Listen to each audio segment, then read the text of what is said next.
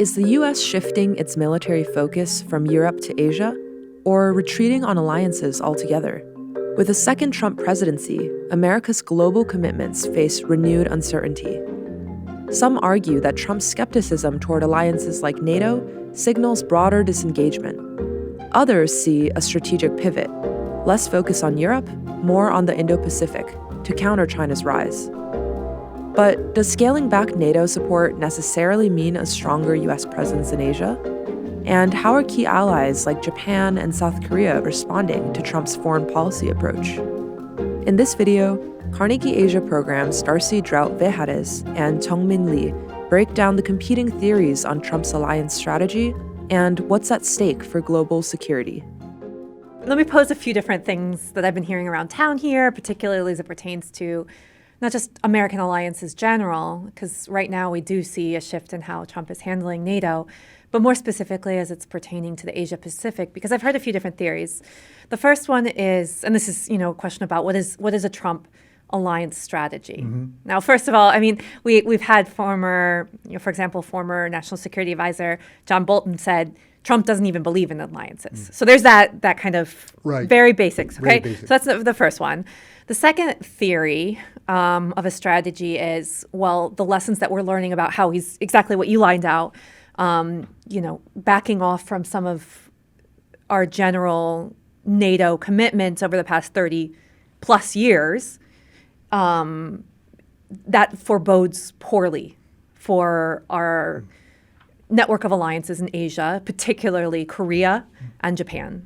The third theory that I've heard is that Trump is seeking to move back from Europe to enter more assertively into the Pacific theater in a way that would be to counter a Chinese as adversary. So that might presage actually building out some of the more traditional alliances that we have in the region. And I've heard that line from some of the people who are close to the Trump administration, that's potentially their pet theory. And whether that has to do with a Taiwan issue, whether that has to do with America's vision in the world and spheres of influence, that's another thing. So I've seen those theories. What do you make of those At the most basic level, as you and I both know as poli-sci majors, alliances are formed because you either have a common adversary or shared values. Yeah. And in our case, in the U.S.-ROC relationship or the U.S.-Japan alliance, it's a combination of both. You have a common adversary, whether it's the DPRK or maybe even China to a certain extent, or even Russia these days. But you also have shared common values and interests. And those three converging points are all shifting. What I think the Trump administration is doing in its early days, it's sending a message to all allies across the world that business as usual is finished. Now, from a NATO perspective, I think that message was received at very different angles. But at the same time, 10 years ago, 75% of NATO's combined defense spending was borne by the U.S. So it is true that our European friends did not really pick up the defense mantle for the last 25 years. So Trump is telling our European allies, buckle up because we're not going to pay for your defense. That message is loud and clear. On the Asian side, the Japanese are increasing defense spending, so are the Koreans, so are the Taiwanese, and even ASEAN partners like the Philippines, right? But what I worry about, Darcie, is in one of the theories that you mentioned, one of the rationale for shifting attention is to make sure that more resources go from Europe to Asia. Okay, I can understand some rationale. But number one, power does not transfer so easily from one theater to another. Exactly. It doesn't mean that just because you lessen commitments in NATO Europe, suddenly your presence in East Asia goes up exponentially. That's right. Right? Yeah. Number one, it'll be a long process. It'll be a drawn-out process. And in the meantime, the Chinese are going to see huge holes in America's commitments. And I think the final point is, regardless of how the Trump administration looks at the alliances, particularly in the East Asian theater, you've got to really ask yourself, you have two of the most advanced technologically advanced economies, the Japanese and South Koreans, you want to make sure that they're on your side. Because if the rationale is to constrain or even contain China, what better tools do you have in your toolbox than to have two allies who are not only aligned with you strategically, militarily, and diplomatically, but are also two of the world's most advanced manufacturing powers, including shipbuilding.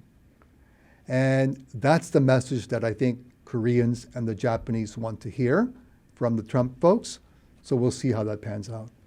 Yeah, your point about shifting, like if that third theory that I outlined Right. is at least partially true, shifting from Europe and the Middle East to a more Asia, really a Pacific-centered Right. force posture on the part of the U.S., it is a qualitatively different theater, right? And you hit the nail on the head in that it requires large amount of shipbuilding capabilities. It's a naval-heavy theater, right? So how do you see that playing as far as timelines are concerned, number one, and then number two, how is that going to be affected? Let's focus on Korea in particular. Okay. So if you look at it from that way, you have the so-called first island chain and the second island chain. And the Chinese now have enough military capabilities, whether it's hypersonic missiles or anti-ship missiles or whatever, to basically entangle the U.S. across the first island chain. And they're building capacity to contest American supremacy into the second island chains. So yes, I get the rationale why the Indo-Pacific is a critically emerging theater for the U.S. and other powers here in Asia. But again, if you look at the entire geopolitical landmass, the Eurasian landmass from Russia and the middle Iran, China, and North Korea are now united. And the way that the U.S. was able to maintain this global balance of power over the last 50 plus years was to have a strong west end of the Eurasian landmass with NATO and a strong east end with the Japanese and Koreans. And that was a successful strategy. It was a pincer strategy to kind of constrain the Russians and the Chinese. And of course, the world has changed tremendously since then. But if you want to make sure that that Eurasian authoritarian partnership or coalition becomes weaker, you need a strong NATO and you need a strong alliance here. It's not an either or proposition, right? But you're absolutely right. The maritime theater in Asia is very different from the landmass theater in Europe. You talk to the Finns or the Swedes with their long borders, you need ground forces, troops on the ground, boots on the ground. Whereas here in Asia, you need more ships, you need more subs, you need more air power, which America has, but not to the extent that you need to make sure that you counter so-called Chinese or growing Chinese A2AD capabilities. So there you are. I mean, you're absolutely right. But as I said, it's not an either or proposition. You've got to have the capacity to basically constrain Russia and China to the extent that this administration feels the need to do so. And I think the best way to do that is to have really compelling alliances. Arguably, though, the Trump administration is taking doesn't have that view of the world, right? I mean, it's very clear just even the past week, maybe 2 weeks, the sorts of, let's say, Trump-Putin interactions are showing that it doesn't want it. This administration does not see that vision of America's presence in the world, that kind of pincer strategy or encirclement or however we're going to tell it, that's no longer the American interest right now. And so, if the tactic is no longer fitting, the strategy isn't there, then that tactic is no longer you're necessary. Absolutely right. And I think this is why, whether it's President Macron or the new Prime Minister, Chancellor of Germany, or the UK, as the case may be, they've got to come up with Plan B. And Plan B is, how is NATO going to really ramp up defense spending at a time when Europe's economic growth is really slowing? Yeah. Like all other advanced economies, the Japanese economy, the Korean economy, all of these economies are aging. Their population is dropping. Yeah. The birth rate is falling. And social welfare spending is skyrocketing. So at a time when all of these domestic demands are increasing, you have to really also increase defense spending. And that's a very politically hard choice for Europeans to make. But they've got to make that decision. But you're right. Insofar as the second Trump administration is concerned, if Europe doesn't pick up the slack, then the US is out. It's very simple.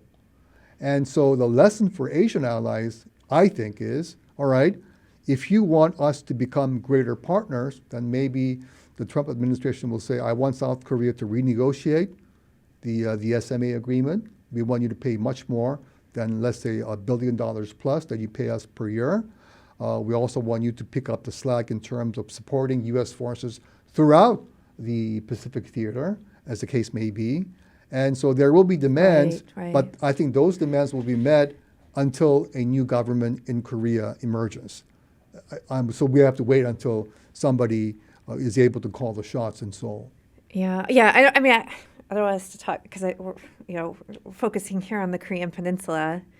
I do think that there's a lot of really important lessons that I'm sure the Koreans are seeking to draw from how Trump is interacting with Ukraine in particular, right? So what is, and for me, my studies of this, it starts to look kind of scary. What are you hearing in Seoul right now? What are the concerns that we're seeing when Trump is,